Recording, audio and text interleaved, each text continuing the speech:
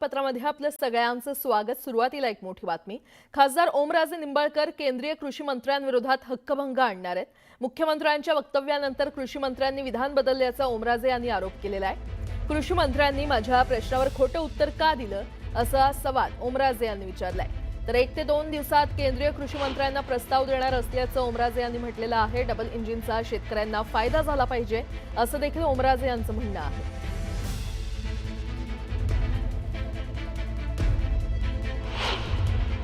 मी खासदार म्हणून लोकसभा अध्यक्षाकडे याच्या संदर्भात दाद मागणार, न्याय मागणार आहे। आणि आज मी तोच प्रश्न उपस्थित केला की आमच्या अधिकाराचं संरक्षण अध्यक्षांनी करावं, कारण आम्ही लोकांचे प्रश्न त्या ठिकाणी उपस्थित करतो। आणि मंत्री जर खोटं उत्तर देत असतील, मंत्री जर रेकॉर्डवर खोटं सांगत असतील तर ते दुर्दैवी आहे। आणि मी एवढंच विचारलं की खरंच राज्य सरकारचा प्रस्ताव केंद्राला प्राप्त झालाय का, त्याचा सुद्धा खुलासा त्या ठिकाणी लोकसभेच्या कामकाजात सन्माननीय मंत्री महोदयांनी करावं, ही माझी नम्र विनंती त्या ठिकाणी केंद्र सरकारला आहे। हक्कभंग आणणार आहात तुम्ही? निश्चित निश्चित निश्चित मी कारण तुम्ही लोकसभेमध्ये मंत्र्यांनी मला लिखित उत्तर दिलंय, त्या उत्तरात मी तुम्हाला वाचून दाखवलंय। मग 2 तारखेपर्यंत जर मंत्र्याकडे तो प्रस्ताव आला असता तर मग असं खोटं का बोलले असते? माझ्या माहितीप्रमाणे मी आज जेवढे प्रश्न उत्तर झाली लोकसभेत, आता माझं हे 6वं वर्ष आहे, आजपर्यंत कुठल्या मंत्र्यानं अशा पद्धतीनं रेकॉर्डवर खोटं उत्तर दिलेलं तर मला आजपर्यंत मी बघितलेलं नाही। पण केवळ राज्यातलं सरकार आपलं आहे आणि मग त्यांच्या सांगण्यावरून काही उत्तर बदललं की प्रेसला दिलं गेलं का? मला वाटतं ह्याची पण त्या ठिकाणी चौकशी झाली पाहिजे। कायम सांगतात ते आमचं डबल इंजिनचं सरकार आहे, डबल इंजिनचं सरकार आहे। मग त्या डबल इंजिनच्या सरकारचा उपयोग काय महाराष्ट्राला? जर तुमचा प्रस्तावच केंद्र सरकारकडे येत नसेल, आणि मी स्वतः सुद्धा हक्कभंग समितीवर आमदार असताना पण मी 5 वर्ष हक्कभंग समितीवर राज्याच्या काम केलेलं आहे। मी आमदार असताना आणि खासदार असताना सुद्धा मी लोकसभेच्या प्रिव्हिलेज कमिटीवर म्हणजेच हक्कभंग समितीवर काम केलंय। त्यामुळे माझे अधिकार किंवा कुठल्या विषयाचा हक्कभंग होतो याचं मला निश्चितपणे ज्ञान आहे। त्या अनुषंगाने मी उद्या किंवा परवा हा हक्कभंग प्रस्ताव तयार करून सन्माननीय अध्यक्षाकडे दाखल करणार आहे।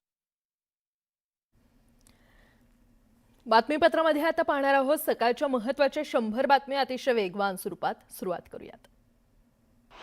महाराष्ट्र राज्य कन्झ्युमर फेडरेशनवर प्रवीण दरेकर यांनी आपलं वर्चस्व राखलेलं आहे। सर्व 21 जागांवर बिनविरोध निवड झाल्यानं दरेकरांचं पॅनल विजयी झालंय।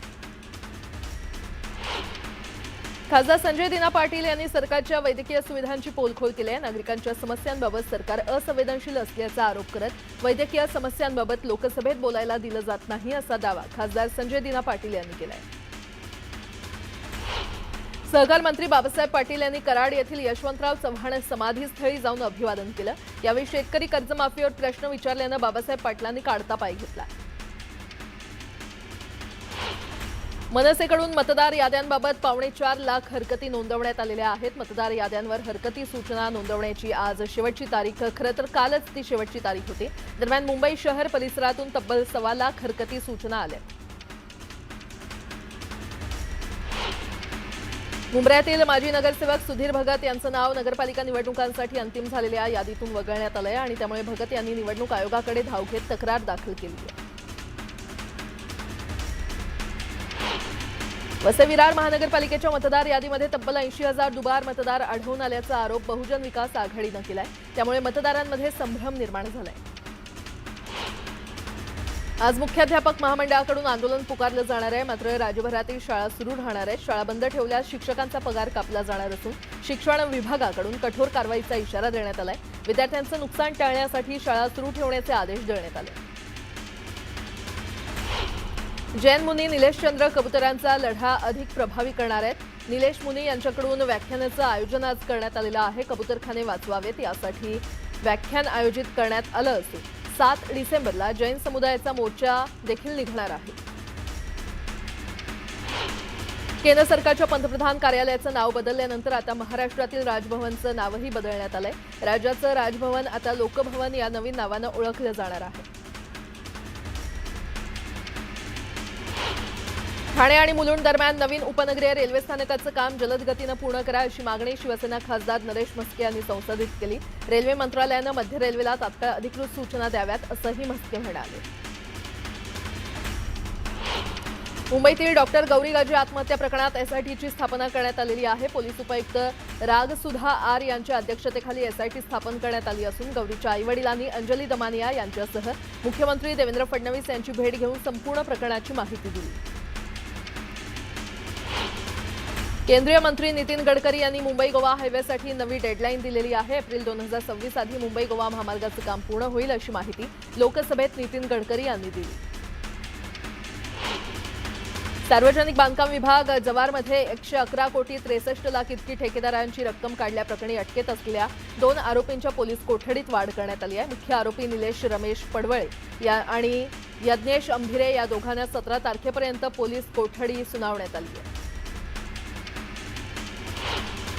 सोशल मीडियावर रील्स करून फॉलोअर्सची मनं जिंकणारी रील स्टार कोमल काळे प्रत्यक्षात बसमधील महिलांचे दागिने आणि पर्स चोरणारी बबली असल्याचं समोर आलं. या प्रकरणी अहिल्यानगर स्थानिक गुन्हे शाखेच्या पथकानं कोमल आणि तिचा प्रियकर सुजित चौधरी या दोघांना अटक केली आहे. सक्षम ताटे हत्या प्रकरणातील 4 आरोपींच्या पोलीस कोठडीमध्ये पुन्हा 2 दिवसांची वाढ करण्यात आलेली आहे. या प्रकरणी एकूण 8 पैकी 6 आरोपींना अटक करण्यात आली असून 2 फरार आरोपींचा शोध सुरू आहे. तपोवनमधील झाडं तोडण्याचं पाप शासन प्रशासन करत आहे. धर्माच्या साधू संतांच्या नावाखाली जमिनीचा व्यापार व्यवसाय करू नका अशी प्रतिक्रिया देत करुणा मुंडे यांनी तपोवनमधील वृक्षतोडीचा निषेध केला.